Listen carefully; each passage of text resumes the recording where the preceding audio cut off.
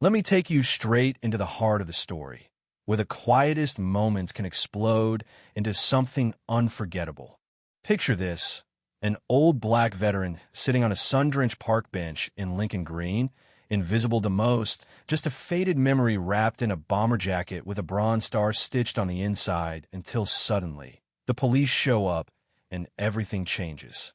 You'd think by now, in America, a man like Dominic Reed would have earned the right to just sit in the sun, right? Well, not in this country, not in this skin. You ever watch a day turn dangerous in slow motion? That's what it felt like, and I'll tell you, it's a story I'll never forget. Dominic was 72, carved out of decades of hard labor and war, his hands calloused, his eyes tired but sharp, like he'd seen more than any one man should. He wasn't begging, he wasn't hurting anyone, just breathing, existing, which some days felt like an act of defiance all on its own. Little kids played nearby, their laughter like wind chimes, but their parents steered them clear. A mother whispered to her daughter, glancing at Dominic as if he might leap from the bench and steal her purse. He saw that look. He knew that fear, the kind that shows up before a gun is drawn or a door slams shut, the kind that judges first and asks questions never. Still, he closed his eyes, let the sun touch his skin, let himself be just a man, not a problem. But peace is a slippery thing, especially for men like him, because out of the quiet, the static buzz of a police radio cut through. At first, Dominic didn't move, didn't flinch. He'd learned the rules. Don't startle, don't sass, keep your hand where they can see them. You know what I mean? But he couldn't shake the feeling that something ugly was about to happen. 3 officers approached, Whitaker in the lead, all stern lines and bureaucratic exhaustion, Vaughn swaggering like he was already looking for a fight, and Foster, tense as a drawn bowstring, gripping the leash of a hulking German shepherd named Shadow. The dog looked at Dominic the same way its handler did, ready, suspicious, almost hungry. "You've been here a while," Whitaker said, flat as cardboard. "I sit here every day," Dominic replied, voice steady, not looking for trouble. "Vaughn didn't bother with the small talk. You got ID?" He snapped like it was a weapon. Dominic moved slow, pulled out a battered Marine Corps ID. Let the sun catch the word Vietnam. Vaughn barely looked at it. "Could be fake," he muttered. It stung deeper than any bullet. "I fought for this country," Dominic whispered. "Bled for people who wouldn't shake my hand." Foster stayed silent, just tightened his grip on the leash.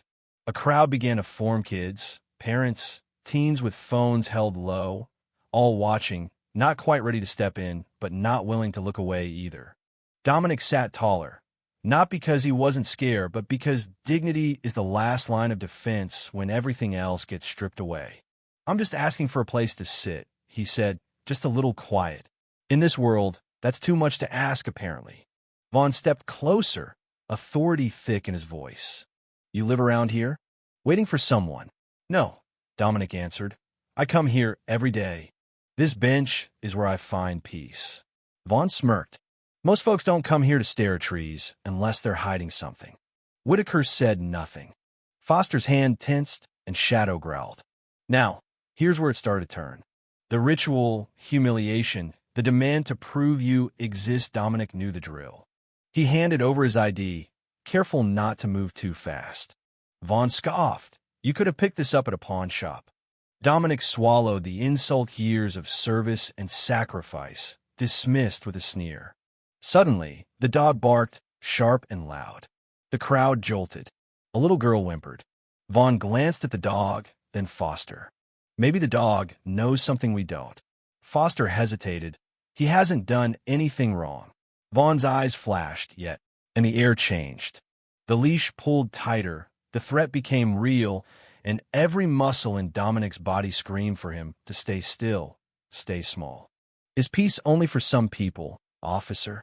Dominic asked quietly. "Or is it just not for people who look like me?" Vaughn didn't answer, but his smirk said plenty. The crowd got quieter, the tension thicker. This wasn't about safety. It was about power. Then Vaughn barked, "I'm going to need you to stand up and move along right now." Dominic didn't budge. He was tired of being told to move, tired of being invisible or a threat, nothing in between. You've made people uncomfortable, Vaughn sneered.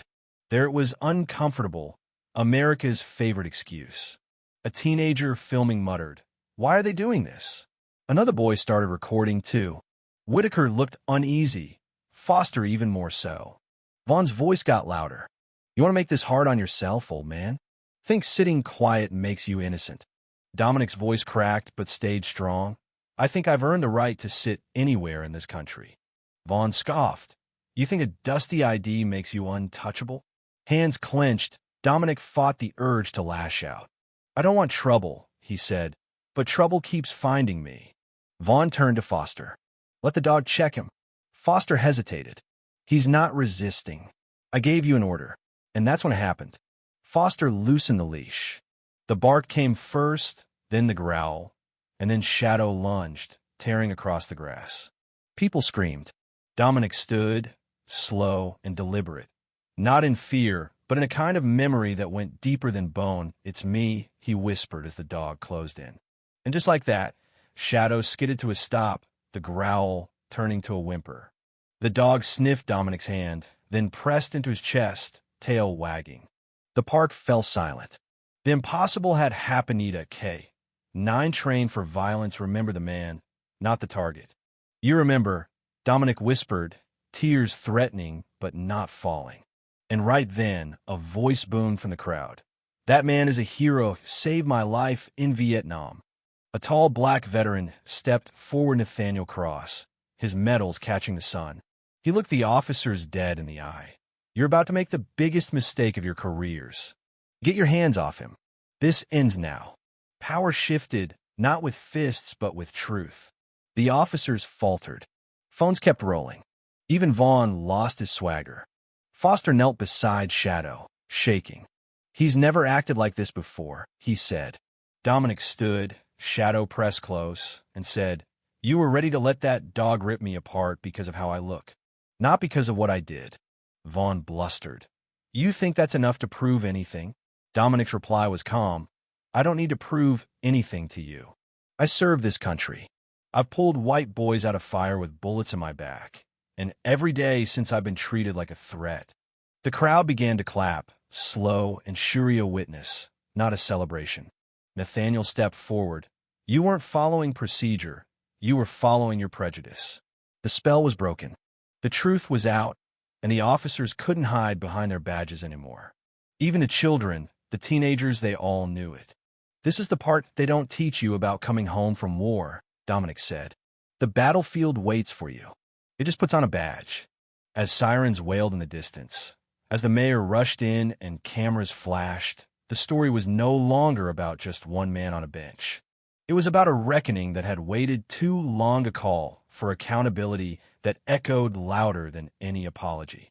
And as the sun set on Lincoln Park, Dominic Reed sat once more, not invisible, but seen, flanked by a loyal dog and a city finally ready to listen.